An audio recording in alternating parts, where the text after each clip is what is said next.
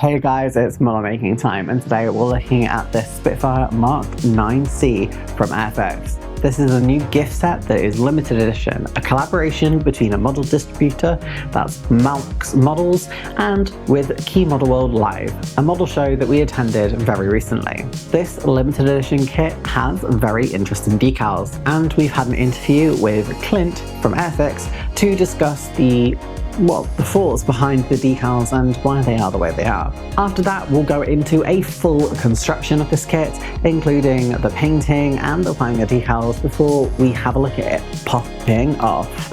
And obviously, we'll have a look at our final thoughts of the kit.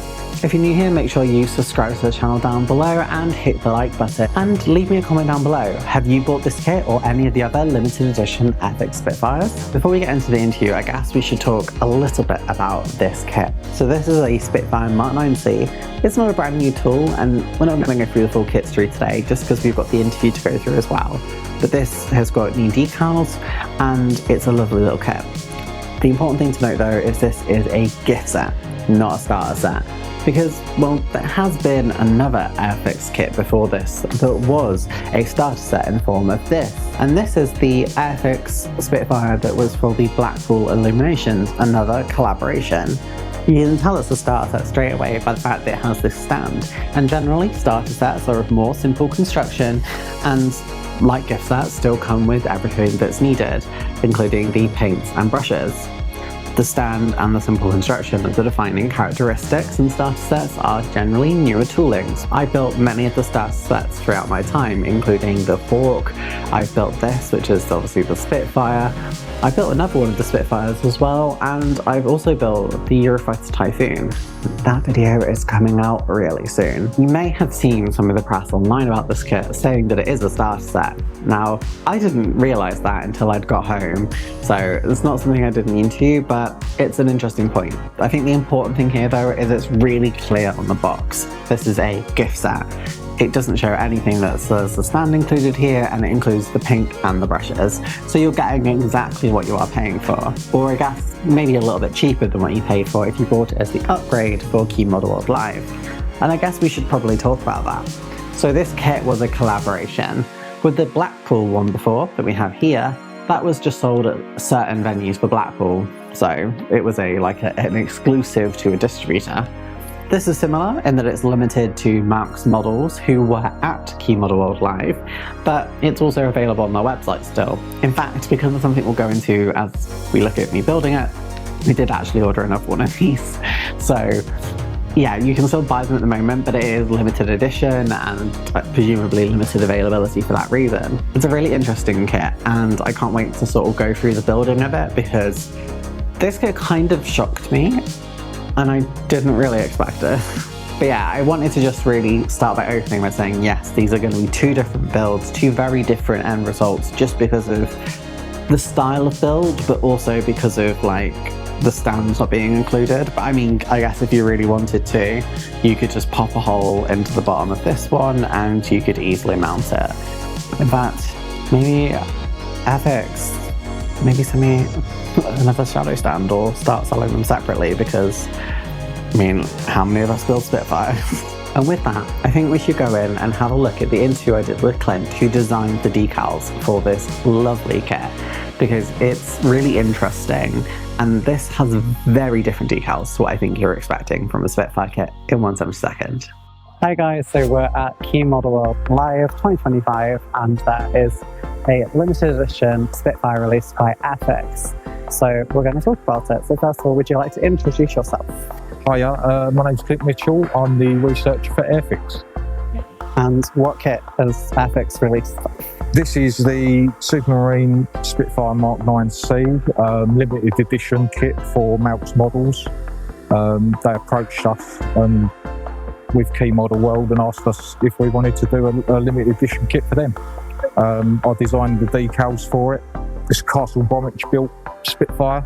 Although it's a gift set, you know, with the paints, and we usually put a limited number of decals in them, but I kind of went to town on this one and put a load in there. So it's got probably the same amount of decals as what I'd put on a 1/2/4 scale kit on this 1/7/2. So yeah. So a lot of value for money for people who are getting Yeah, it. I kind of just wanted to give them a bit more, you know. It was nice of them to approach us and ask to do it. So yeah. What led to the scheme that's ended up To be honest, we were supposed to do another scheme, but we wasn't allowed to do it. You know, there's just a bit of a rush to find another scheme that hadn't been done before, and I managed to find this one on an archive, and they're pretty happy with it. So yeah, all good. And you said you've sort of gone to town on the decals on that. So what, like, is it just those? Well, there's just, I mean, most of the time for a 172 scale kit, you wouldn't even try and add most of the decals. They're so tiny, you know, and I know a lot of people moan about it, but I think some people do actually appreciate it, you know. I just wanted to do a good job for Melks Models, really. And do you think there'll be more collaborations in the future? Because I know you've done yeah. Blackpool before, and now you've done this as well. Yeah, different products and things like that. I think they will, it's definitely something we're looking into, so watch this space. Are you going to go to town on all of those as well? Make sure there's Depends if I do them. You know, this was a bit of a rush, so we couldn't get our normal decal artist to do it. So, but I'd already done a Mark 9 previously, so I kind of had the decals all worked out, the artwork and everything. So, what are the main challenges when you're doing decals? Just I'm a bit crazy for these small maintenance markings. I love getting them right, and you know, you have to basically look at the serial number, work out what factory built it, then you have to find other aircraft that were built in the same block close to that one, because you might get, you know, obvious, you know, Spitfire built Spitfires at their factory, and Castle Bromwich were building them as well at their factory, and they didn't use the same stencil sets. You know, they're slightly different, and they can be different from one block to the other, you know, so you just got to, that takes the most amount of time, you know, just finding other aircraft close to this serial number and replicating it as best as possible, really. So, how long does it normally take you, or like for this, how long did it take you to get the decals together for it? It could take up to a week, you know. That's if you've got the reference material there, you know. But it's just a treasure hunt, you know. Just looking for photos. You might look through a book. Oh, there it is. There's a stencil. You know, it's just, you know, I've been collecting photographs for years, so I've got quite a large archive to look through. I'm still surprised that even with the internet now, there's still a lot of stuff that's in books or elsewhere that you don't really find online still. Yeah, I mean, there's unpublished photographs as well. Not everything's published, you know. It's just, yeah, it's you know, you just got to hunt these things down, look everywhere, buy every book, you know. So that's my thing anyway. Well, thank you for sharing some insight into that. It's really cool to hear more about the kits, and I'm excited to get home and build it. Wow. I guess following that interview, it makes sense to go and have a look at the unboxing. So we can see what they mean when they said that they've really gone to town on the decals of this kit. I will say, like, before we even go into the building, that I was kind of shocked by the decals in this kit. I really didn't expect them to make so much difference, but they did. So let's go and have a look at the unboxing, and you can see what I mean. And the limited edition Supermarine Spitfire Mark 9C in collaborations with Key Model World Live and Melks Models. This is a limited edition kit. It is a gift set and includes paints and brushes. The back of the box shows you the paint scheme that you need to follow. Well, if you want to make the exact one that's in the box anyway, where to place most of the decals, and well, the instructions inside will have the rest of the stencils. It's a really nice scheme and it's really attractive. The inside of the box contains the sprues. It's a lot simpler than I thought it would be, and the detail on the parts is not too bad either. This isn't a new tool, but the panel lines are deep enough that you don't have to worry too much about getting your paint too thick, which I think is great for a gift set. And I think the overall detail on this kit is just nice. It's great for the scale. I'm sure there'll be some people out there who think the panel lines are too deep, but I think they're alright. The wings have that really iconic elliptical shape. There's not really any areas where I think you would have to put a lot of sanding or work in. You can see the propeller is separate from the propeller cone, so you'll have to glue those together, but overall the kit is quite simple. It also offers landing gear both assembled for the sort of tucked away retracted landing gear and disassembled for when you're making it as a sort of landed variant, or one at least coming into land. The part count is relatively small, and you do get canopies included as well. In fact, I have 2 included, and there's also another clear part that goes inside the cockpit as well. The clear parts look really nice in quality, and there's no concerns about the visibility through them. I think these look pretty nice. The paints included are not going to be used by me because I prefer using life colour paints, but they're probably okay for a newcomer. And here's the most important part of the set, I guess, the decals. The decals for the set are incredibly detailed. They include a lot of stenciling that you wouldn't really see at this scale normally, and including the yellow for the leading edges too. I'm really excited to get into those. The instructions are clear and concise, and I didn't have any problems at all following them. At one point I did think I need to put nose weight in, and then remembered this is a tail sitting plane, but that's more because of what I've been building recently. But overall, I think this is a really nice and simple kit. It's one you can definitely do in a weekend, and it's just lovely. The back of the instructions has the stenciling as well, and you also get this sheet which includes sort of the steps to take before you start making the kit. I never actually really followed these, I just sort of crack on with it, but it's really helpful to newcomers. Yeah, so you can tell what I mean. There's so many more decals included in this. It's like all the like stencil bits, like the little warning signs. They're all included on this, and it does mean that you end up with so much more than what you would get on any other kit at this scale. I don't really build above this scale, but I've seen kits with really intense stenciling on them. Some Airfix kits have actually included that before, but it's relatively rare at 1/72 scale. So I guess it gives a very different build experience than what you might get in a more traditional starter set, or even just a more basic Spitfire kit. So let's go and have a look at the building so we can see my opinions forming as we build the kit. First things first with any kit is to start clipping bits off. Although I'm using my God Hand clippers, you can use anything. Of course, I just find these give a really nice clear cut, even though I have ended up damaging them slightly through my own sort of misfortune. Once I clipped off the wing sections, I then decided to make the pilot. Now, I'm going to say straight away, I'm not actually going to use the pilot in my set. I just decided I think the overall plane just felt nicer without it. I don't know why. Sometimes I vibe that the pilot should be in there, sometimes I vibe that the pilot shouldn't be, and in this instance I just decided to forgo having a pilot in mine. It's all personal preference, and that's sort of the beauty of modelling, is being able to do what you feel is best. Now, I painted the inside of the aircraft with RAF Grey Green, which is a life colour. This is perfect for the insides of RAF aircraft in the war period, and I ended up painting the inside of the wheelbase as well this colour, but I'm not sure if that was 100% correct, but I went for it anyway. This colour I did apply quite thick. This is not how I would normally recommend doing brush painting, but to be honest, it was more a case of I just wanted to get it done, because you're not really going to see any of it. It's just to make sure the colour is there, and there's no detailing that I'm worried about losing. I then also painted the seat of the pilot in that colour as well, and looking online I could only see that there was maybe sort of brown or black on the actual cushioning, but I don't think there really was much here, so I just pretty much left the entire thing green except like one little head cushion, which I think might have been brown. I asked a couple of my content creator colleagues before reaching these conclusions. We then head over to the wings where I am gluing them together. You probably want to wait until you've got the fuselage together, but I always do it this way around, and I'm comfortable with how these fit together. I'm using Deluxe Materials polycement in this, just because I've started using that and I really enjoy using that glue.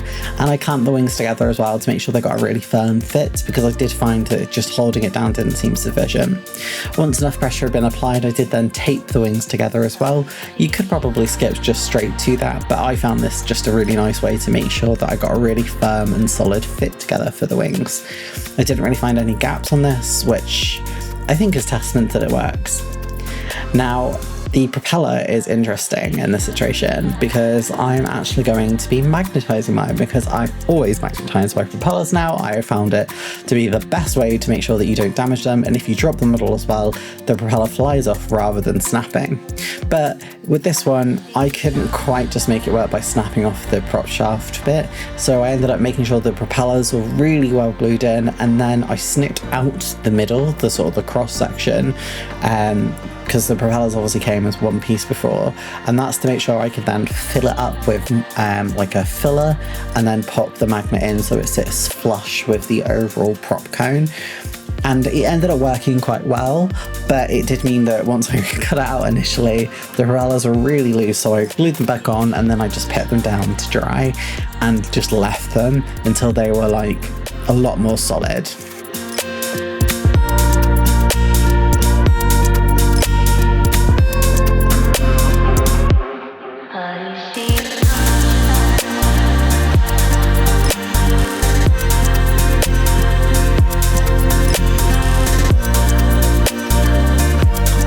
As I said, I then filled it with a filler. This is AK's filler. It's the white stuff. That's the filler of my choice that I've been using for quite a while now. And then I just pop the magnet in on top, and then it sits really nice and flush with the overall propeller. I'm not too worried about which way around it goes, because I can sort that when I actually get the other magnet inside. I have found a really good way to make sure you're using the right side of the magnet is if you get two magnets, just paint one side, and then you know which side you're going to be using. But yeah, I found this actually to be quite an easy one to magnetize. I then put gel super glue inside the propeller or engine compartment, I should say, and I just put it in.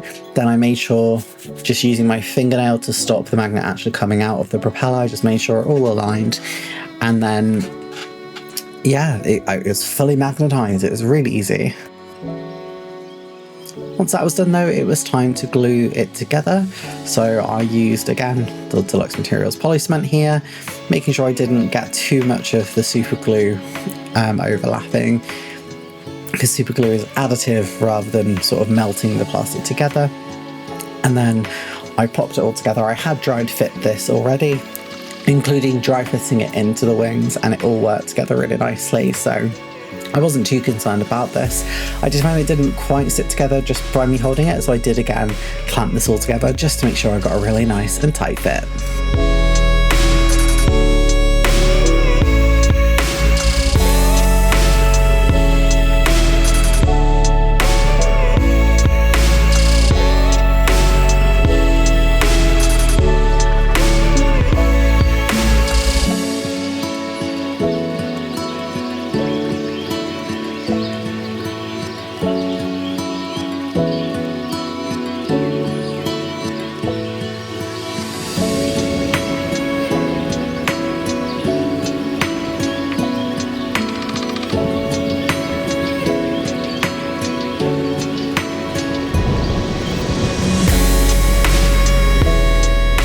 After clamping the separate parts, I clamped it all together to make sure the wings and the fuselage all joined really nicely.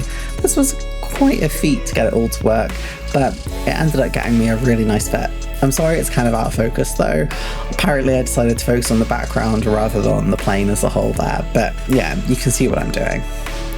Once that was done, I did tape it all together just to make sure it all held whilst I left it to dry. I'm pretty sure I did leave this to dry overnight. I can't quite remember, but I did do this overall build quite quickly. It then came time to complete the tail section by putting in the rear control surfaces. These fit in really nicely and with minimal effort. They also seem to stay at their height quite well. So yeah, sometimes you can find these flip-flop around a bit. These ones just went in really nicely. No issue at all. I then needed to stick the landing gear in, and also the the bottom element, should I say, of the aircraft. So that includes air intake, it includes the radiators, and these were all really clearly indicated with pins, so you could just pop these in. Just make sure obviously you're putting them in the right way round, so I just followed the instructions to make sure I was doing so, because I have definitely done it in the past where I popped them in the wrong way around before. But this one is actually quite hard to do that because, again, how well laid out these are with the sort of alignment pins. So this was really easy to do.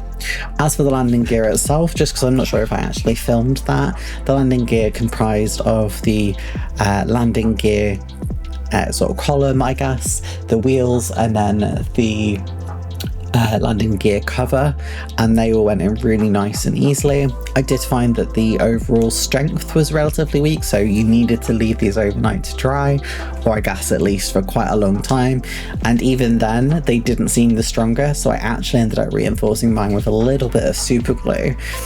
I don't know why. I think it was probably because it was exceptionally hot when I made this. Like, it was one of the hottest sort of days of the year so far, and none of my models seem to set super well. They're all okay now, but I think that's just a word of caution if you end up making this during the course of the summer.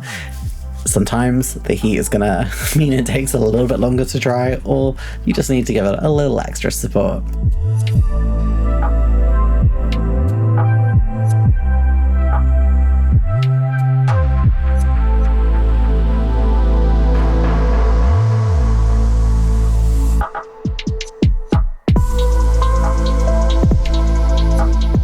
Now, unfortunately, my footage for the airbrushing is not amazing, but I am using, and I'm really happy to say, this is Life Colour's new primer, and this is so much better than their previous primer.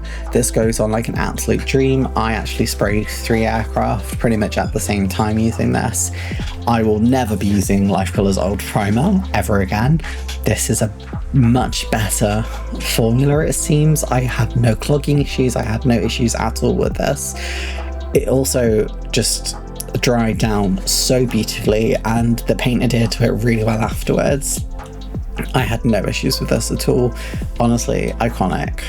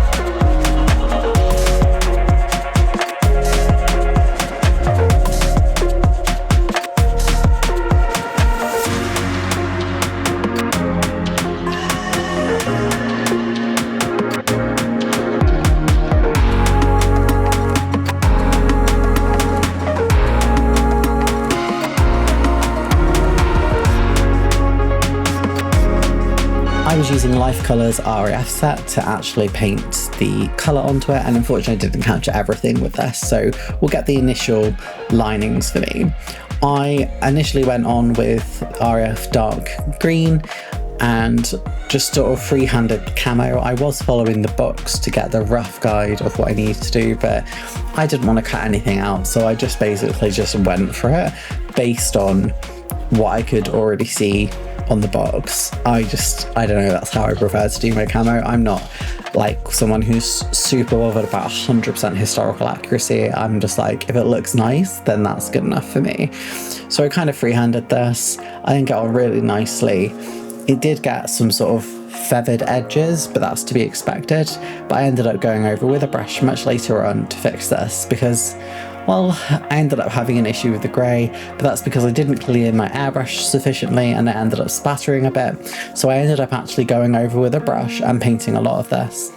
For the grey for the paint, just so you know in advance, I used RAAF. It was either dark ocean grey or dark sea grey, but that was the set that I got with an Australian set I bought and seemed to be the closest match I had in my paint range. I didn't want to buy more paint, especially more greys. I did mix in a little bit of white, didn't seem to make a world of difference, and I'm overall happy with the end result. But yeah, I'll just let you enjoy me finishing off the green on the wings, and you'll see me initially start painting the grey on.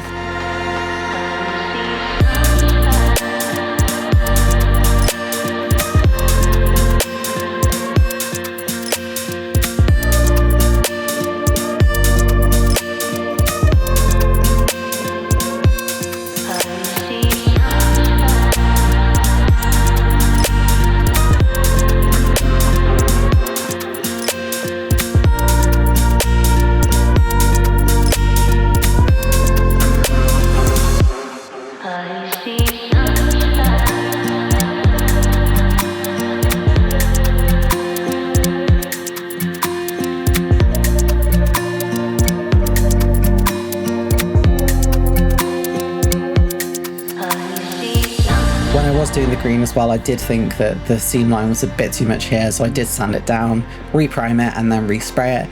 I didn't do the front bit of the engine cowling though, and I probably should have done, but it is what it is.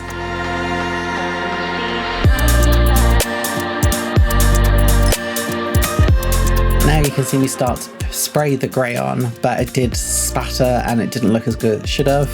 That's again my error with the airbrush, so I ended up just hand painting on the grey in the end. That's absolutely fine though, and I ended up getting a really nice result. Life colour are pretty good whether you're hand painting them or whether you're airbrushing.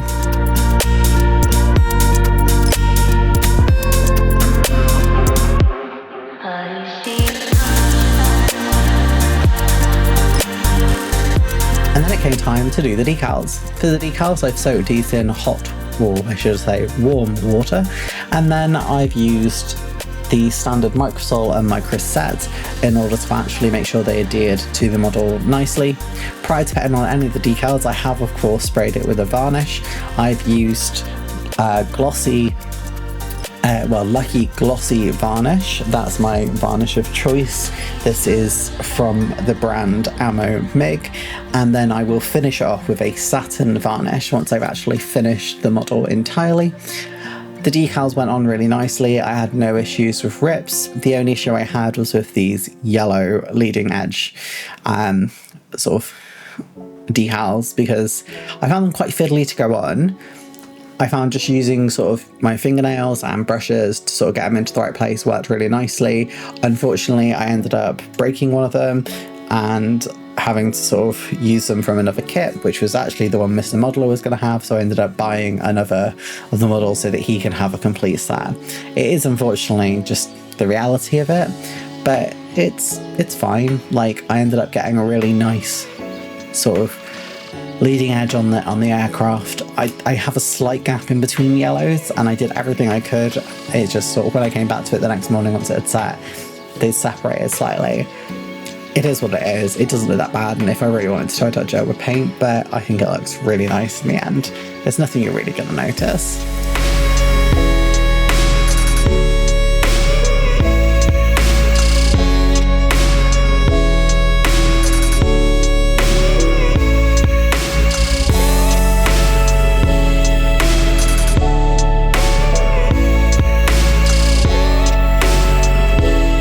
As you can probably tell, these decals took the most work out of everything on the entire model to do. I'm glad they were included. I'm going to be very clear with you. I think it's great they're included. It's much easier than painting the yellow. But yeah, it was quite a faff. But I enjoyed it.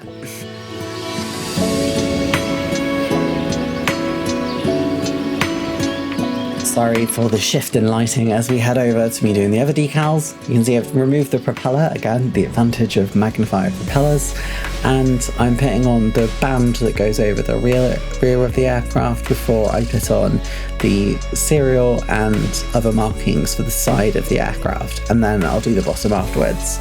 Now for the bottom of the aircraft, as I haven't mentioned earlier, I used a matte light grey from Life Colour. Again, I just used whatever seemed to match the back of the box the best, and I think I ended up getting a really good result. I did actually initially spray it on, and then I just tidied up the edges with a brush, and that went for all the other colours as well on the sides. It wasn't my cleanest or best work. And then it came to put on the serials on the side along with all the other markings. These again, I just followed the box to make sure I got them looking as nice as they could. I did end up accidentally folding them and then having to take them back off and unfold them. That was just my error. But using a silicone brush I found to be the best way of getting these moved around without them sort of folding too much. But these all went on really nicely. They seem to have good opacity, so there's not really much showing through afterwards. And again, apologies, this is slightly out of frame and focus, but I was holding it quite close to me to make sure I got it in the exact right position. Whether or not I did in the end, I'm not entirely too sure, but I did my best to make sure it looked as nice as it could do. Then the underside of the aircraft was the 2 RAF markings and then a lot of stenciling. In fact, there was stenciling around the entire kit. I loved this though. I have never gone into so much detail on my decals before, and I really thoroughly enjoyed this. Having the walkway markings, having all the little sort of bits of text that you pop all around the aircraft, I absolutely loved this. I never thought I would, but it genuinely makes the aircraft look so much more complete, especially on the bottom of the aircraft. I was going to weather this aircraft initially, but decided to leave it as sort of factory fresh in the end. I really like it. And for the sake of brevity, I didn't film me putting all of those small decals on, but you'll see them in the finished result.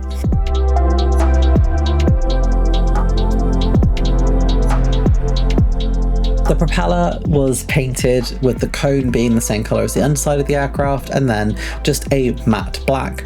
I then used a yellow from Life Colour.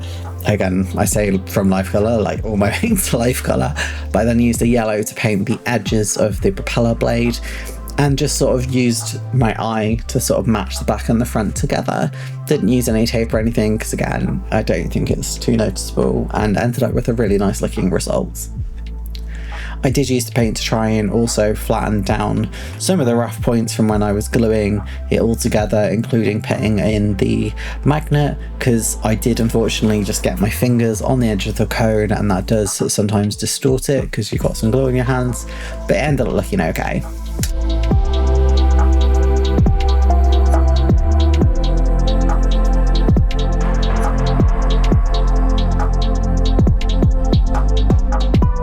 What has been one of the biggest revelations for me is using these markers. These are gallery markers, and I've used gallery airbrushes throughout this as well, and you can buy these with my link in the description, which is an affiliate link, so I would get something back from this. It helps support the channel.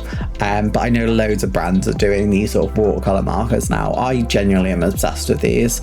I did all of the metallics on the landing gear. I actually painted the wheels with these as well, and I think they ended up looking amazing. I do find as well that if you do over colour on it a little bit, you can just use a Q-tip or a cotton bud just with a little bit of water on it to just wipe it away, and it works quite well, and then just use the other end to dry it off. I think I did okay with this in the end. I really enjoy using these. I've been using these on pretty much every single model I use. Honestly, can't recommend these enough. I'm pretty sure most brands are going to be identical with these, but yeah, I do recommend them. And yeah, to be very transparent again, Gallery gave me the brushes. They're not bought with my own money, they gave me them, and the same with the airbrushes, they gave me them as well. But like, you know, they haven't asked me to give a good review, they haven't asked me to review them separately. It's just all my own thought, and I unironically use them because I just find them so much less faff.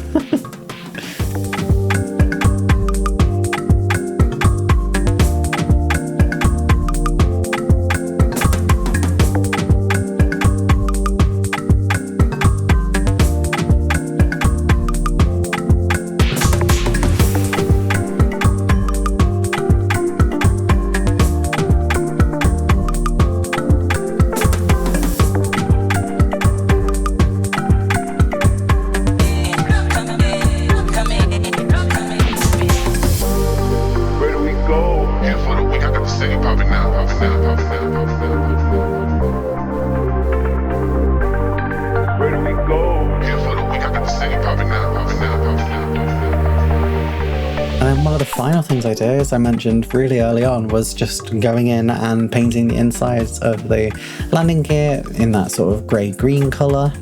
And that's pretty much it. You can see all of the decals are on here, you can see all the writing all over the bottom of the aircraft.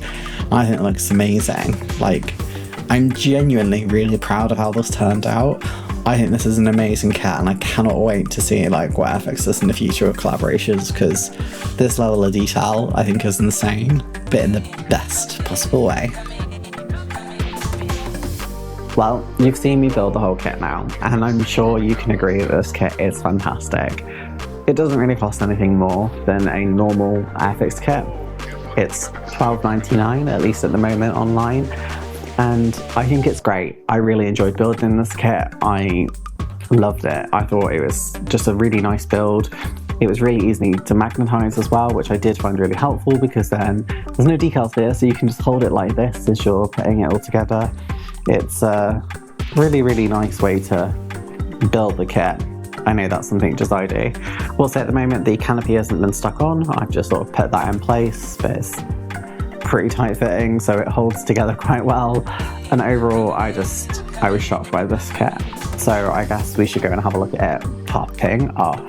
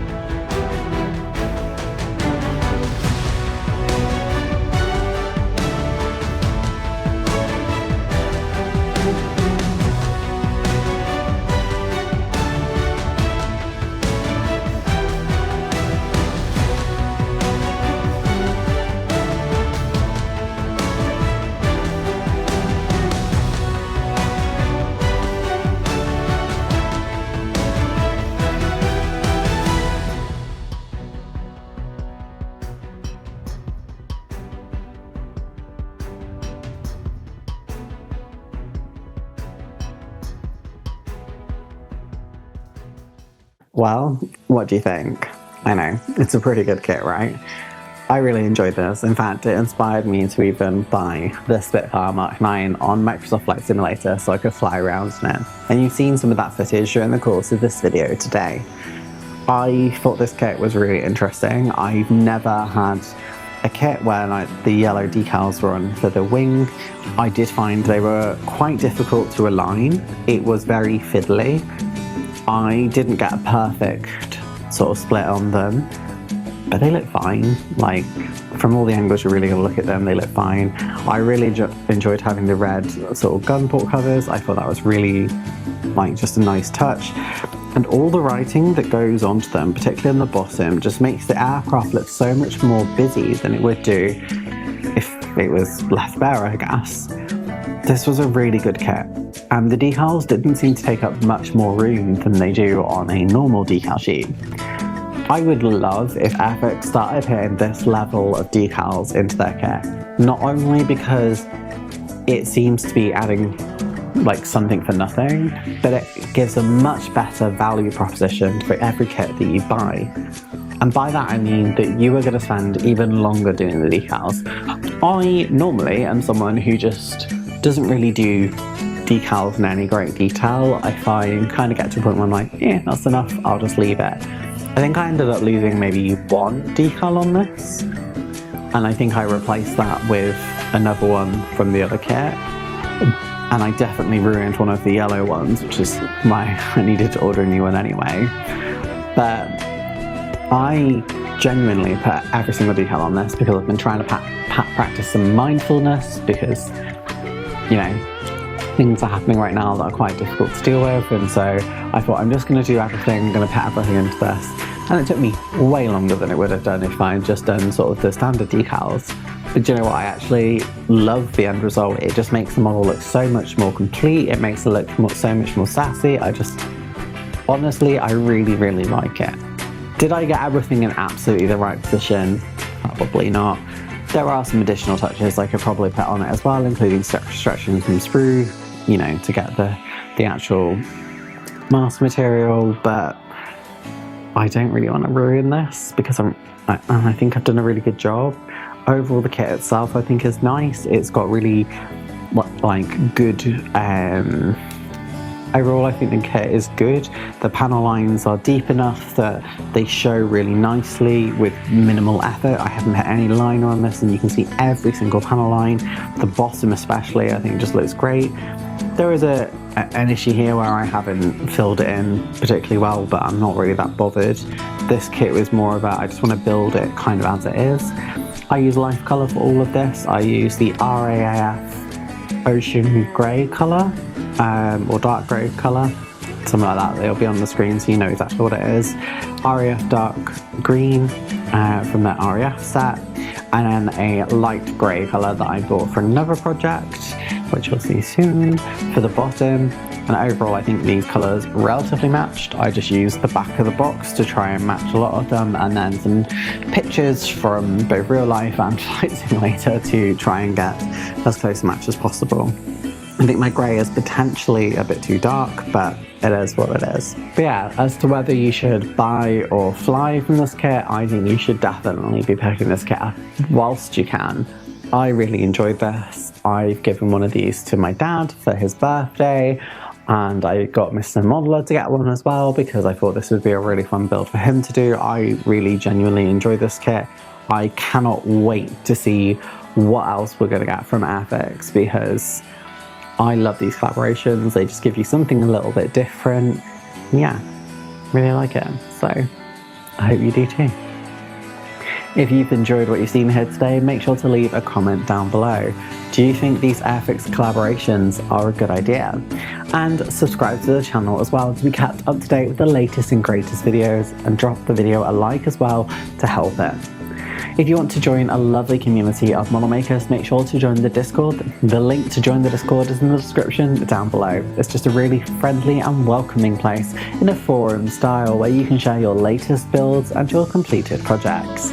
If you want to support the channel a little bit more, you can also become a channel member. It helps fund me buying models like this little project here, and it goes a long way in making sure I can continue to increase the production values of my videos as well, which I've been really trying to do. Finally, I just want to give a thanks to all of you for watching. I love making these videos. I love modeling anyway, but it's just really nice to share it with the community as a whole. And no matter who you are, what you are, and where you are, you're valid and you're amazing. So keep modeling, and I'll see you next time. Bye! Thank you to my channel members. You can join below. It really helps keep the channel going. A special shout out goes to my advanced kit level members, including Philip Jones, Charles Parker, Dafty Duck, Bob Alveridge, David Barber, Teggers365, Jeff Dioramas, Bobby G, Philip Jones, Genevieve Alveridge, and my two longest term subscribers, Explosive Water and Crazy Loacher. And if you've liked what you've seen here today, make sure to subscribe to the channel, and there's a recommended video here just for you. So why don't we go watch it?